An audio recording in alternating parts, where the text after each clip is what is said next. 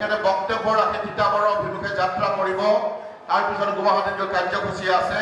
মই আশা কৰিম যে আপোনালোকৰ সহায় সহযোগিতাতে অহা নিৰ্বাচনৰ 9 তাৰিখে আমাৰ দলৰ প্ৰাৰ্থী অৰ্থাৎ আমাৰ এনডিএ দলৰ প্ৰাৰ্থী অসম গণ পৰিষদৰ বিকাশ শইকীয়া ডাঙৰীয়াক জয়যুক্ত কৰি অসমত ৰাইজৰ স্বাৰ্থ আধৰুৱা কামবিলাক সম্পূৰ্ণ প্ৰাৰ্থীগৰাকীক ভোট দিবলৈ অনুৰোধ জনাই মোৰ এই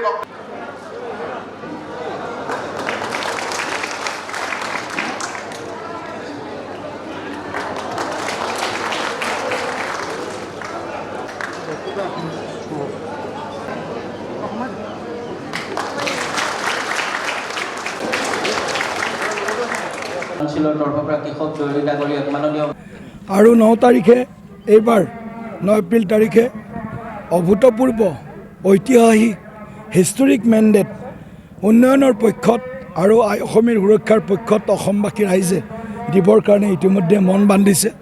নিশ্চিতভাৱে আমি এই নিৰ্বাচন কেৱল মাত্ৰ সাধাৰণ নিৰ্বাচন হিচাপে আমি খেলিব খোজা নাই বা সেই নিৰ্বাচন আমি সহজভাৱে লোৱাও নাই যে অসমক সুৰক্ষিত কৰিব লগা হ'লে আৰু অসমক বিকশিত মানচিত্ৰত অন্তৰ্ভুক্ত কৰিব লগা হ'লে তেতিয়াহ'লে এক নিৰ্ণায়ক নেতৃত্ব ডিচাইচিভ লিডাৰশ্বিপ মুখ্যমন্ত্ৰী হিচাপে শপত ল'ব লাগিব আৰু এই নিৰ্ণায়ক ডিচাইচিভ ডাইনেমিক ফিউচাৰিষ্টিক চিফ মিনিষ্টাৰ একমাত্ৰ এজনে আছে, সেইজন হ'ল ডক্টৰ হিমন্ত বিশ্ব শৰ্মা ডাঙৰীয়া।